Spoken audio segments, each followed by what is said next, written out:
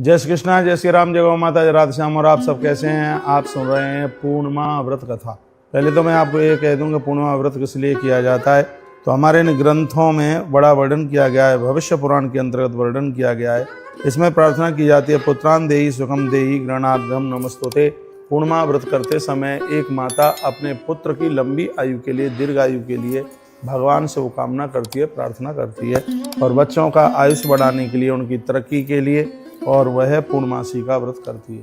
पूर्णिमा के व्रत के लिए माता यशोदा ने भगवान श्री कृष्ण को पूछा। माता यशोदा कहती है कि हे नंदन नंदन, वो कहती है कि हे प्यारे कन्हैया, हमने ऐसा तो सुनाई ही नहीं है, बस अब तो प्रत्यक्ष रूप से ये आभास हो रहा है कि तुम पूर्ण ब्रह्म हो, तुम परमात्मा हो। मैया जी की आंख में आंसू आ गए और यशोदा मैया कहने लगी, एक नारी अपने सुहाग को दीर्घायु कैसे प्राप्त कर सकती है, परिवार को कैसे वो खुशी प्रसन्नता में वो देख सकती है, तो इसके लिए एक नारी क्या करे कृष्ण, ये हम तुमसे सुनना चाहते हैं। तब भगवान श्री कृष्ण ने कहा कि हे माँ, यदि इस मृत्यु लोक में नारी अपना कल्याण चाहती है, अपने परिवार को चाहती है, तो उसको 32 पूर्णिमा का व्रत करना चाहिए। ऐसा भगवान श्री कृष्ण माता यशोदा को बोले।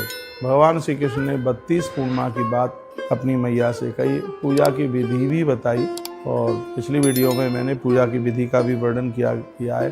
तब माता यशोदा कहने लगी कि कृष्ण बेटा, मैं इस पूर्णिमा व्रत की महिमा तुम्हारे मुँह से सुनना चाहती हूँ, वो बताइए। मुझे बड़ा भय लगता है, मुझे बड़ा डर लगता है जब ये कंस बार बार राक्षसों को भेजता है, और मुझे बड़ी तकलीफ होती है कि मेरे पुत्र को कहीं कुछ हो ना जाए। तो दुनिया की हर माँ भी अपने पुत्रों की वजह से वो चिंतित रहती होगी। तो एक माँ ऐसा क्या करे जिससे वह अपने पुत्र की आयु बढ़ा सके। मैं निवेदन करना चाहूँगा, जैसे आप करवा चौथ करते हैं, आप वट सावित्री का व्रत करते हैं, इससे पति की पूरी उम्र, पूरा आयुष्य, उसकी पूरी उम्र बढ़ती है। लेकिन जो व्रत की जो पूर्णिमा आप करते हैं, इससे आपकी पुत्रों की जो उम्र है दिन दूना रात्रि चौगुनी के रूप में बढ़ती है। जब मैया ने ये कहा कि मेरा पुत्र लंबा जीवन जिए और मेरे मन से घबराहट चली जाए, पुत्र, इसके लिए मुझे क्या करना है, मेरी जैसी तकलीफ हर माँ को होती होगी। तब भगवान श्री कृष्ण ने 32 पूर्णिमा की बात कही और कहा, हे माँ, पूर्णिमा के व्रत के द्वारा एक माँ अपने पुत्र की दीर्घायु देख लेती है, लंबी आयु देख लेती है। तो उस समय भगवान श्री कृष्ण कहते हैं, हे माँ, पूर्व काल में एक कतका नाम का गांव था, नगर था, और वहाँ पर एक ब्राह्मण रहता था जिसका नाम था धनेश्वर। सब आनंद था, सब मौज थी, उसके यहाँ सब कुछ था, बस एक ही चीज़ की कमी थी, उसके यहाँ कोई संतान नहीं थी।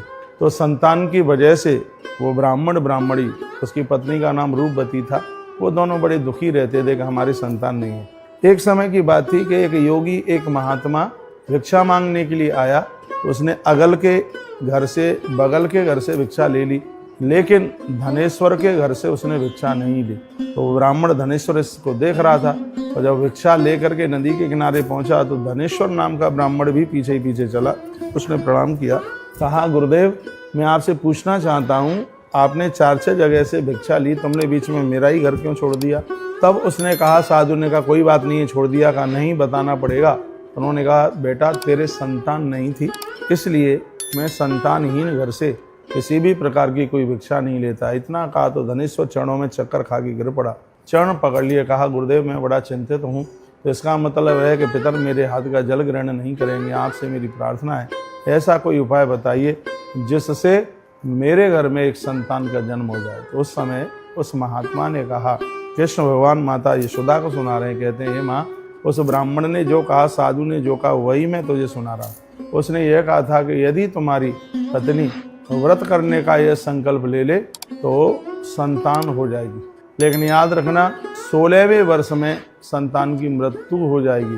तो उसके लिए बस एक ही उपाय है, उस बच्चे को यदि जिंदा तुम्हें चाहना है तो तुम्हें 32 पूर्णिमा की कथा तुम्हारी पत्नी को सुननी होगी।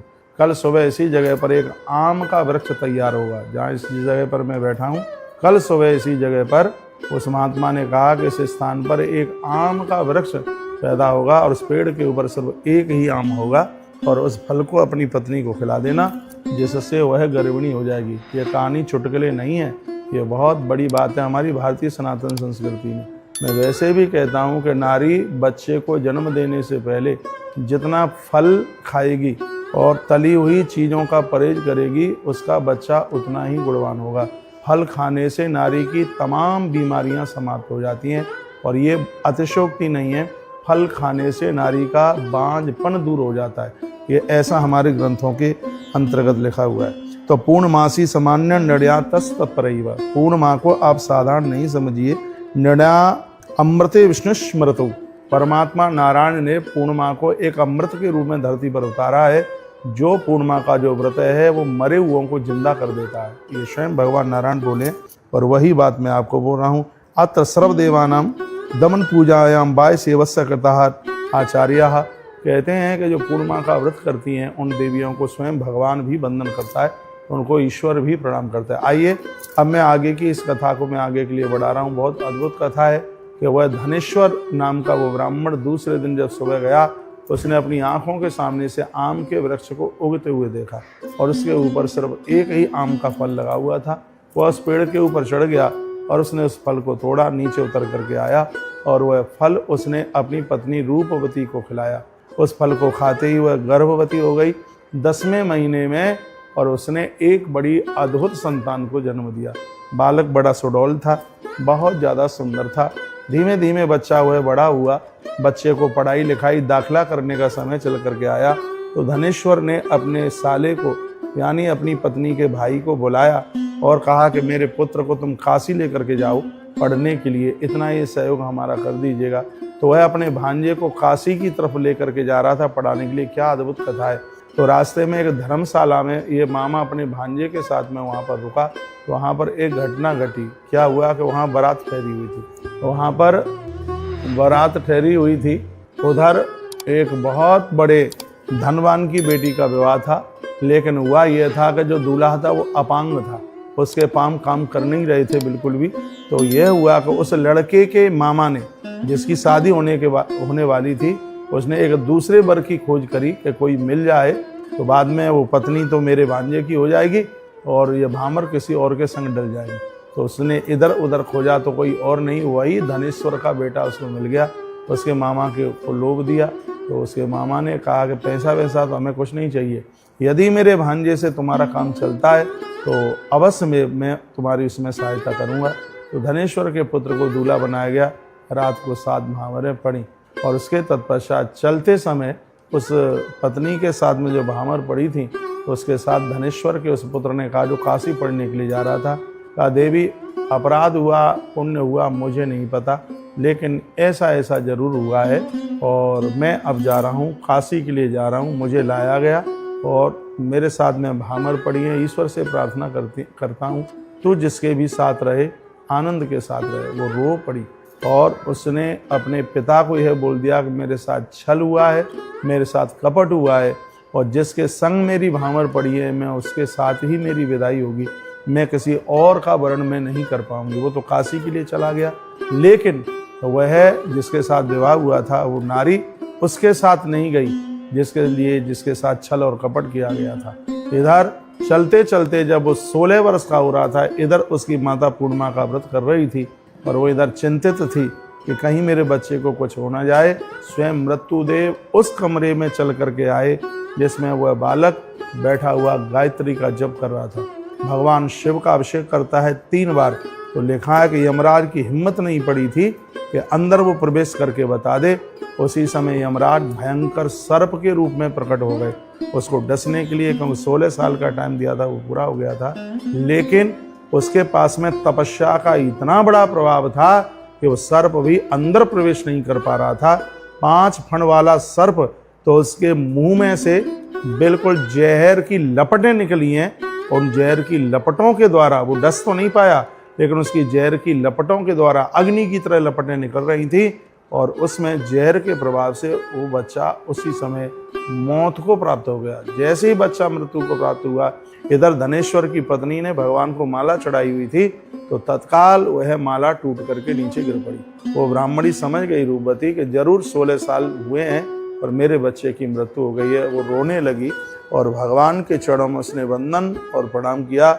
इधर उसकी कल 32वीं पूर्णिमा पड़ी थी 31 उसकी पूरी हो गई थी। जैसे ही उसने 32वीं पूर्णिमा के व्रत को पूरा किया, उसी समय सामने वरुण देवता, चंद्रदेव, महामृत्युंजय देवता और भगवान नारायण ये देवता प्रकट हो गए और कहा, देवी बोल तुझे क्या चाहिए। उसने कहा कि मुझे ऐसा लगता है कि मेरा पुत्र सुरक्षित नहीं है। कहा बिल्कुल तुझे सही लगा है, तो मुझे मांग में यही बस मांगे दे दो कि सिर्फ मेरा ही बेटा नहीं, दुनिया की कोई भी माँ 32 पूर्णिमा का व्रत करे, उसकी संतान सुरक्षित रहे, हमें यह वरदान दे दीजिए। देवताओं की आंख में आंसू आ गए, फूलों की वर्षा की और उसी समय धनुष का मरा हुआ बच्चा है वो जीवित हो गया। ये 32 पूर्णिमा का इतना बड़ा ये प्रभाव। विद्या उसकी पूरी हुई। जब वो अपने मामा के साथ वापस लौट रहा था तो उसी नगर में रात को रुके, उसी धर्मशाला में रुके। उधर उस बिटिया के पिता को पता चला कि जिस बच्चे के साथ में भामर पड़ी थी उसका आना हुआ है। दूसरे दिन बड़े हर्ष प्रसन्नता के साथ में उसने अपनी बेटी की विदाई की और धनेश्वर का बेटा अपनी पत्नी को लेकर के और उसने नगर में प्रवेश किया है। उस दिन भी पूर्णिमा थी, बहुत बड़ा उत्सव मनाया गया, बहुत आनंद मनाया गया। इस पूर्णिमा के दिन खीर का भोग लगा करके हजारों ब्राह्मणों को वह खीर खिलाई गई। इतना आनंद हुआ। समय आने पर धनेश्वर के पुत्र के यहाँ स्वयं चंद्रमा ही एक पुत्र के रूप में आकर के प्रकट हो गए और कहते हैं कि स्वयं पूर्णमासी ही पुत्र वधू बन करके चल करके आई। और यह पूर्णिमा व्रत की अद्भुत महिमा है।